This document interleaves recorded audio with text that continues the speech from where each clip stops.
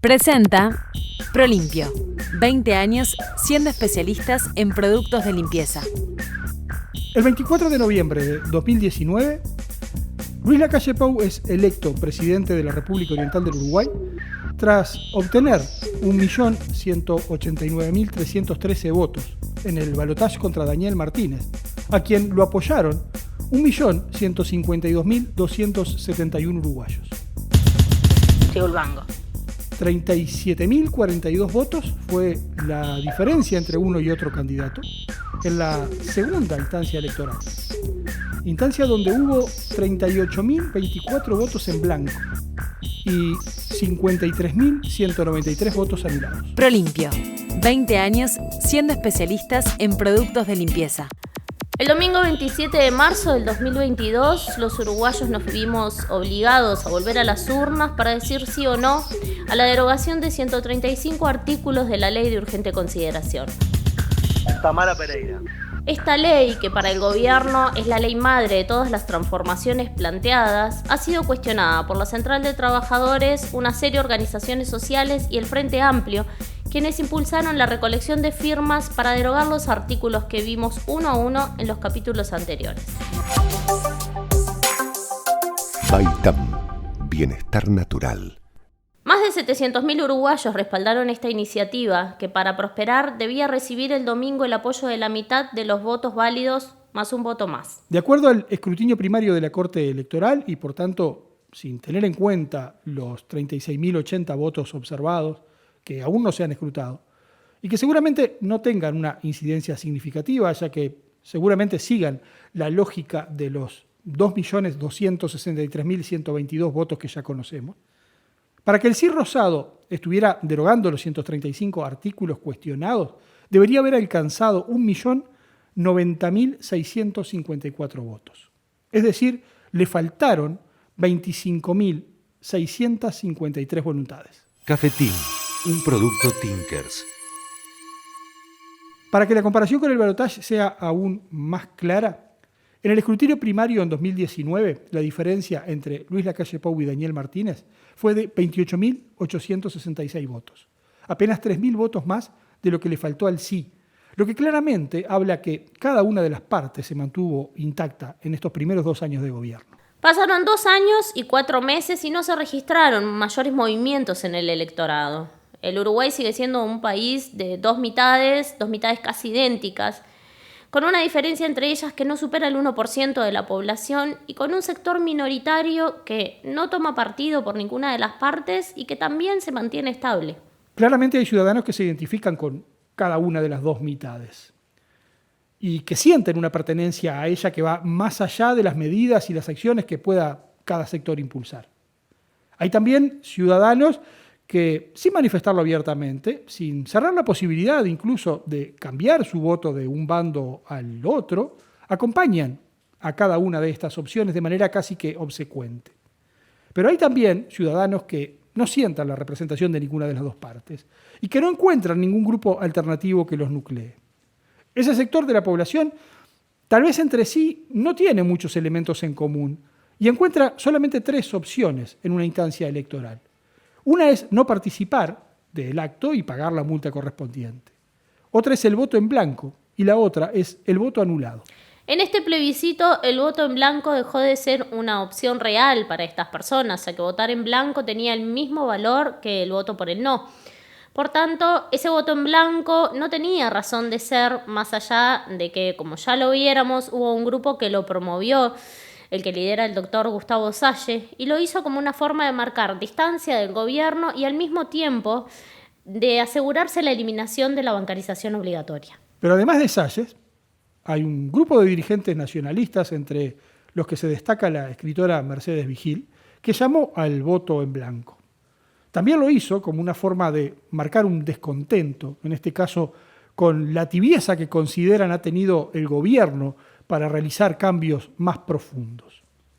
Los votos en blanco, en este plebiscito, fueron menores a los votos en blanco en el balotaje. Bajaron de un 38.024 a 28.747.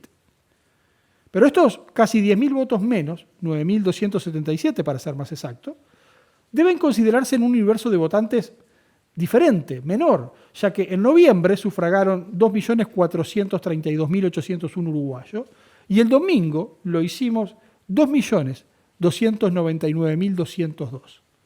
Esto hace que porcentualmente el descenso de los votos en blanco apenas sea de un 0,3%.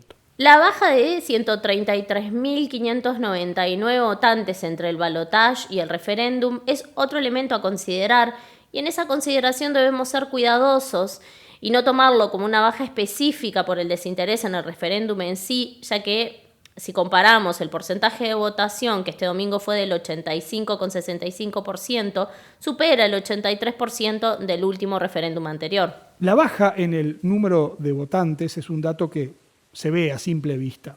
Así como también se ve el considerable aumento que han tenido los votos anulados en esta instancia. Lo que seguramente se dio debido a que la opción voto en blanco no era un voto neutro. Eso hizo que los 53.193 votos anulados que hubo en noviembre de 2019 se transformaran en 81.817 en este referéndum, lo que representa 9.400 votos menos que la suma de votos en blanco y anulado que hubo en 2019. Los votos anulados fueron 9.400 menos que la suma de los votos en blanco y anulados del 2019. Pero sumando en blanco y anulado de ambas elecciones, da un crecimiento de 19.347 votos en este referéndum por sobre el balotaje. Es imposible cuantificar esos votos en blanco para determinar cuántos son votos en apoyo a los sectores que lo promovieron y cuántos son de los votantes que históricamente introducían en las urnas el sobre sin hoja de votación. Pero más allá de ese detalle, las variantes son tan menores que podemos decir que se conservó la tendencia aun cuando era diferente la reglamentación y el valor del voto. Desde hace 20 años, los mejores productos de limpieza los encontrás a un precio único en todos los locales Prolimpio del país. Viví la experiencia Prolimpio en Montevideo, Avenida Italia y Mataojo. Agraciada Casi Carlos María Ramírez, 8 de octubre y Pernas. Prolimpio, 20 años siendo especialistas en productos de limpieza. Técnicamente y a los efectos de lo que estaba en juego, es decir, la anulación o no de los 135 artículos, lo único que interesaba contar eran las papeletas del sí rosado para saber si éstas superaban o no el 50% de los votos válidos. Pero la reglamentación de la ley estableció que existieran 2 listas y esto llevó a que el plebiscito tuviera otro interés que, si bien no cambiaba el hecho en sí, servía como insumo de la mejor encuesta y como disparador de acciones políticas. Si nos guiamos por lo que realmente estaba en juego, la papeleta por el no celeste podría no haber tenido ningún voto y aún así haber sido la ganadora. Pero acá había otra carrera, solapada, silenciosa y hasta no reconocida por muchos. Y era ver quién se imponía a quién y por cuánto. El gobierno, como gobierno, necesitaba que el sí rosado no superara el 50% para poder mantener la totalidad de los artículos de su ley insignia. Pero el gobierno, como colectivo político, necesitaba que la papeleta celeste venciera a la rosada y que lo hiciera con la mayor holgura posible. El primer objetivo del gobierno se cumplió. Los artículos quedaron ratificados. Y el segundo también. La papeleta celeste derrotó a la rosada y lo hizo en 16 de los 19 departamentos, algo que en principio podríamos decir suena lógico, ya que son 16 los departamentos donde el gobierno local está en manos de la coalición. Y una de las principales estrategias de la campaña del gobierno fue involucrar a los intendentes y ponerlos a la cabeza de esas campañas locales. Sin embargo, de los 3 departamentos donde se impuso el sí, 2 fueron los esperados, Montevideo y Canelones. Pero el tercero fue una sorpresa y un golpe inesperado para el gobierno, la derrota en el departamento de Paysandú. Como contrapartida se celebró de otra manera la victoria en Salto, departamento que es gobernado por el Frente Amplio y que en las elecciones municipales ese triunfo del Frente Amplio se da justamente por los problemas internos de los distintos sectores de la coalición. El trabajo de los intendentes en el interior del país y la movilización del aparato electoral nacionalista en los 16 departamentos que gobierna fueron un gran ejemplo de militancia organizada, una militancia muy diferente a la de izquierda, pero que a nivel del interior del país no solamente se mantiene vigente, sino que elección tras elección, con contadas excepciones, muestra su efectividad. Las campañas de los partidos que integran la coalición suelen ser menospreciados por los mandos medios y los militantes del Frente Amplio. Y esto es porque entienden que están basadas exclusivamente en el poder económico, el que hace posible la compra de minutos en medios de comunicación de alcance nacional y mantener ejércitos de trolls que operan en las redes sociales. Pero la realidad es que no solamente en los departamentos donde blancos y colorados gobiernan las intendencias, sino también en Montevideo, Canelones y Salto, hay un trabajo de militancia a la vieja usanza que ha fortalecido el voto de la derecha. Esa inteligente jugada de comprometer a los intendentes en la campaña tuvo al propio presidente de la República como protagonista, ubicándose él a la cabeza de los gobernantes departamentales, respaldándolos, impulsándolos y exigiéndoles apoyo. Y fue el propio presidente quien asumió el protagonismo de la campaña.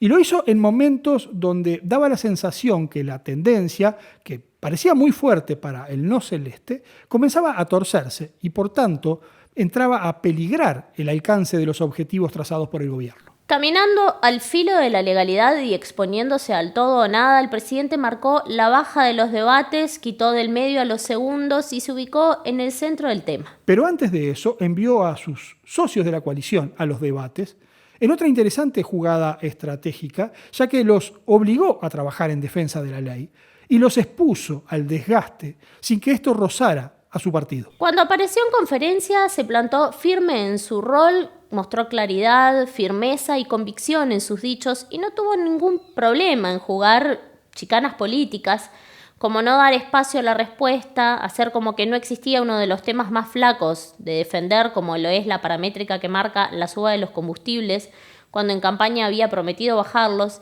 y hasta incluir algunos artículos que no eran parte de los cuestionados. La primera lectura que uno hace al ver al presidente en ese rol es que está arriesgando demasiado cuando aún queda la mitad del gobierno por delante.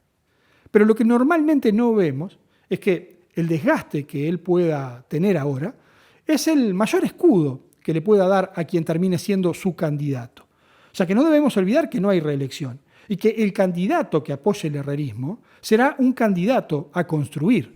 Estar bien es sentirse bien. Sentirse bien naturalmente. Jabones, cremas y macerados para cada necesidad. Baitam, bienestar natural. Seguinos en @BaitamBienestar. El gobierno hizo la campaña que tenía que hacer y el presidente salió fortalecido.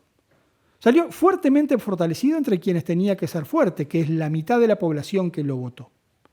Sí, obviamente que eso aumentó la grieta y potenció el rechazo de aquella parte de la población que es fiel y consecuente con la marca que representa.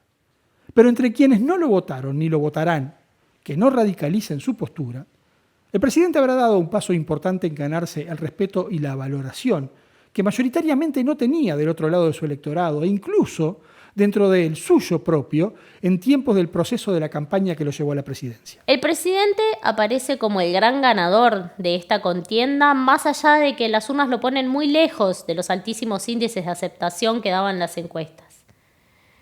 Y cuando hay ganador es porque hay un perdedor, entonces debemos preguntarnos ¿quién perdió en esta instancia? La campaña del sí rosado puede ser criticada por una infinidad de desaciertos, pero justo es decir que uno de esos desaciertos, o mejor dicho, una acción que fue signada como un desacierto, da la sensación fue una muy buena estrategia de abrir un paraguas que proteja a la marca Frente Amplio como tal y a sus posibles presidenciables en particular. Nos referimos al protagonismo que tomó el director de la misma, Esteban Valenti. Valenti es un hombre con mucha experiencia en campañas políticas y apareció asumiendo la responsabilidad de los resultados a pocas horas de conocidos los datos. Seguramente él era sabedor que las posibilidades de obtener un resultado favorable eran muy menor a las de una amplia derrota. Por tanto, expuso su nombre como escudo, dejando en segundo lugar a las fuerzas sociales y evitó todo cuanto pudo que se una al Frente Amplio con la campaña. Y el Frente Amplio volvió a equivocar el camino para hacer llegar su versión de la realidad. Más allá de razones, más allá de datos, más allá de hechos, de percepciones, de estadísticas y de proyecciones, el Frente no ha logrado empatizar, para usar una palabra de moda, con el público al que pretende convencer, dando la sensación que ha equivocado el público objetivo, ha equivocado la forma de llegarle a ese público y ha equivocado el mensaje. Si esa sensación que uno siente al ver una campaña del Frente Amplio, fundamentalmente en el interior del país, es realmente así en los hechos, resulta imposible pensar que se pueda revertir la situación, a pesar que los números digan que el cambio está al alcance de la mano. Y en el interior del país, la desconexión entre el mensaje con las expectativas de la población muchas veces resulta asombroso, y esa desconexión parece estar más marcada, elección tras elección, generando una especie de frustración que muchas veces hace que se dé un enfrentamiento entre quien pretende ser elegido y el elector. Si un café nos une, un cafetín nos abraza. Cafetín. Granos de especialidad tostados en el centro Tinkers, donde potenciamos la empleabilidad de personas con discapacidades. Cafetín. Inclusivo, orgánico, social. Conocelo, abrazalo y pedilo en cafetín.org. Cafetín, un producto Tinkers.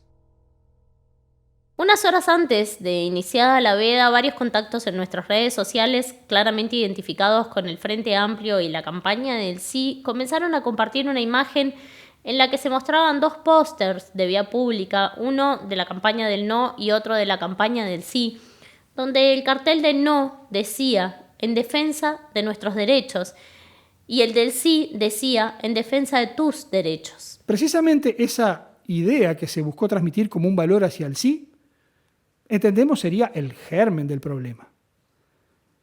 El plantear que el voto al no era defender los derechos de ellos, la clase privilegiada, y que el voto al sí era defender tus derechos, los tuyos, vos, trabajador, no estaría haciendo otra cosa que poner al Frente Amplio en un rol de superioridad respecto a ese trabajador receptor del mensaje, pero que además lo hace mostrándose como un trabajador más.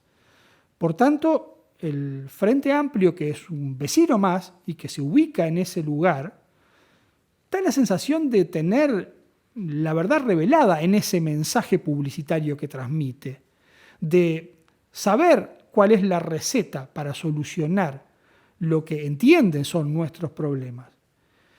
Y planteado de esa manera, lo que ha sucedido y lo que ha impactado desde el punto de vista de la comunicación es que ha aparecido como un agente que se presenta con la peor carta para lo que es la idiosincrasia del ciudadano medio del interior. Como contrapartida, el gobierno en general, pero principalmente el presidente Lacalle, representan a una clase social que despierta aspiracionalidad y que, pese a personificar ese ideal que los medios de comunicación nos llevan a construir, se presenta ante nosotros como un igual, haciéndonos partícipes de esa visión que tenemos en el imaginario colectivo y permitiéndonos, al menos en un encuentro político preelectoral, ser parte de esa fantasía. Presentó Prolimpio.